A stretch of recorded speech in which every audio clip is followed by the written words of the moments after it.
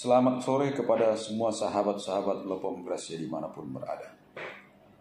Hari ini atau sore ini saya ingin mencoba memaparkan pengetahuan singkat, pengetahuan saya mengenai tentang hukum Islam dalam kaitannya dengan hukum adat yang berlaku di Indonesia. Kenapa kita mencoba membahas ini? Karena begitu menariknya jika kita melihat mayoritas Indonesia yang beragama Islam. Kita akan susah membedakan manakah hukum adat, manakah hukum Islam. Demikian juga di tempat-tempat masyarakat yang mayoritas Kristen, kita pun akan sulit membedakan manakah yang merupakan hukum adat, manakah yang merupakan hukum agama, atau bagaimana perpaduan kedua hukum itu, atau yang terakhir nanti bagaimana hasilnya. Oleh karena itu, kepada sahabat-sahabat dimanapun berada, sebelum saya masuk ke topik ini, maka perlu kita melihat jauh-jauh ke belakang, di mana sebelum kita merdeka, sebelum ada agama, bahwa kita pun sudah memiliki hukum. Oleh karena itu kita lihat dulu pada saat zaman kolonial, bahwa pada saat itu ada hukum positif yang berlaku, yaitu hukum indis stat regeling. Dalam pasal 163 terjadi penggolongan penduduk. Dengan digolongkan penduduk ini nanti, maka terjadi pula nanti penggolongan hukum yang berlaku atau hukum positif yang berlaku bagi masing-masing golongan itu. Dalam pasal 163 IS digolongkan 3 penduduk. 1, golongan penduduk Eropa. Ya, nanti berlaku bagi mereka hukum Barat atau BW. Kemudian golongan Timur Asing. Ya. Kemudian yang ketiga, golongan pribumi. Nah, golongan pribumi inilah nanti yang berlaku hukum adat. Kemudian setelah Indonesia menerima atau masuknya agama-agama yang dalam hal ini agama Islam, maka akan menarik untuk kita bahas bagaimana kaitan hukum Islam dan hukum adat bagi masyarakat pemeluk agama itu sendiri. Karena kalau kita melihat bahwa mayoritas penduduk Indonesia adalah beragama Muslim atau beragama Islam, sehingga pasti bahwa Islam akan mempengaruhi hukum adat yang berlaku bagi pemeluk agama Islam. Untuk itu saya akan mencoba membahasnya. Untuk itu saya akan mencoba memaparkan kepada kita semua bagaimana pengaruh hukum Islam terhadap hukum adat di Indonesia bagi saudara-saudara kita yang mayoritas beragama Islam. Untuk melihat ini ada 5 teori yang bisa kita kemukakan menurut para pakar hukum. Yang pertama ada teori credo, yaitu teori syahadat. Yang kedua ada teori receptio in complexo, dan yang ketiga ada teori resepsi. Yang keempat ada teori resepsi exit, dan yang terakhir yaitu yang kelima teori resepsi a contrario. Poin pertama tadi dalam teori credo, teori ini melihat bahwa hukum Islam merupakan kelanjutan prinsip tauhid yang menyimpulkan bahwa beriman kepada Allah, tunduk, maka harus tunduk kepada perintahnya atau hukum agama, atau harus tunduk kepada otoritas hukum Islam. Itulah pandangan teori credo ini, bahwa setiap orang beragama Islam harus tunduk kepada otoritas hukum Islam. Pandangan teori yang kedua, teori receptio in complexo, yang dikemukakan oleh Mr. Ludwig Wilhelm Vandenberg.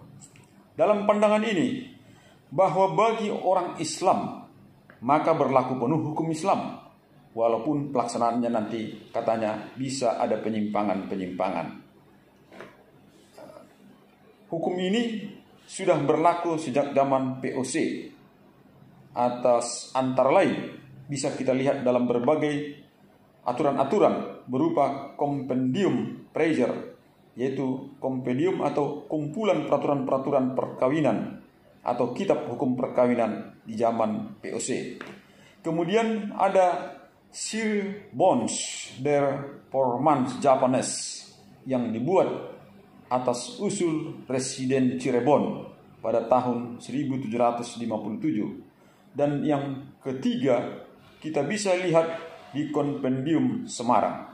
Dan yang terakhir bisa kita lihat di Kompendium Makassar. Di sini akan kita bisa lihat nanti bagaimana hukum Islam itu diberlakukan. Kemudian kita memasuki teori resepsi.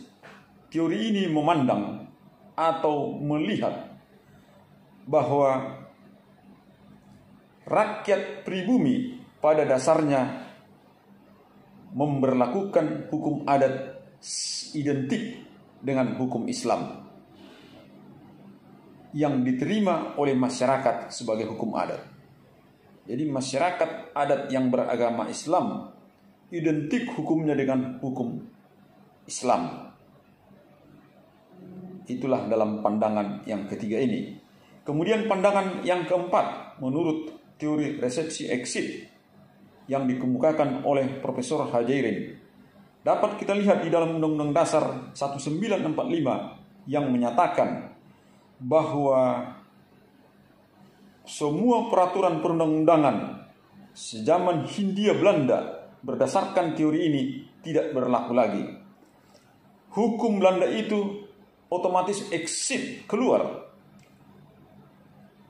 dari hukum Indonesia karena bertentangan dengan Quran dan Sunnah. Hal itu bisa kita lihat di dalam Undang-Undang Dasar, pembukaan Undang-Undang Dasar 1945. Antara lain ada hukum yang mengatakan negara berdasarkan ketuhanan yang Maha Esa. Dan yang kedua, negara menjalankan kebebasan warga negara untuk memeluk agamanya berdasarkan keyakinan dan kepercayaannya itu.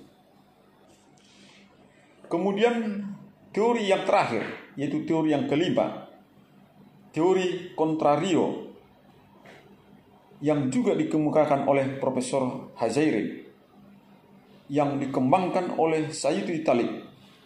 Menurut pandangan teori ini, secara harfiah berarti melawan hukum teori resepsi. Hukum adat itu tidak bertentangan dengan hukum Islam. Artinya bahwa hukum adat bisa berlaku jika tidak bertentangan dengan hukum Islam. Teori ini dapat menganggap bahwa ada dua hukum yang berlaku, yaitu hukum adat yang tidak bertentangan dengan hukum Islam dan hukum Islam itu sendiri. Kemudian teori ini, semua teori yang kelima di atas tadi, ada yang menentangnya, yaitu sebagaimana dikemukakan oleh Van Vollenhoven. Dia mengatakan bahwa hukum yang berlaku di Indonesia atau hukum adat yang berlaku di Indonesia bukan hukum Islam, karena jauh-jauh hari sebelum datangnya agama Islam, bahwa di masyarakat adat telah berlaku hukum yang membuat mereka damai, tertib, sehingga itulah hukum adat. Jadi dari penekanan para pakar hukum yang menentang bahwa hukum Islam bukanlah hukum adat, adalah karena mereka menitik beratkan atau melihat jauh-jauh sebelum agama datang, sebelum agama Islam datang, bahwa sudah ada hukum adat yang hidup, tumbuh, dan berkembang di tengah-tengah masyarakat yang membuat mereka damai, tentram terhadap sesama dan lingkungannya. Itulah pandangan ini. Sehingga dengan lahirnya pandangan yang menentang ini, itulah yang menjadi titik awal hingga sampai saat ini terjadi perdebatan antara hukum Islam, hukum adat, dan hukum Barat. Di sini selalu terjadi perdebatan. Itulah titik pembahasan kita pada sore hari ini.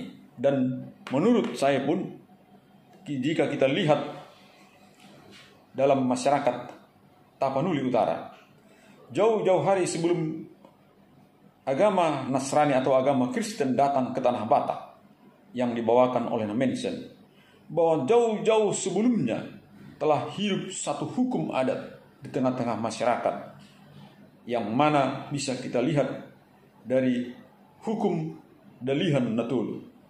Hukum ini jauh-jauh hari sudah ada, yang merupakan tadi hasil cipta rasa karya masyarakat adat. Inilah yang bisa menjadi sesuatu yang bisa kita lihat bagaimana pandangan-pandangan para pakar hukum terhadap satu sistem hukum dan hukum adat itu sendiri, yang hingga sampai saat ini kita melihat bahwa hukum adat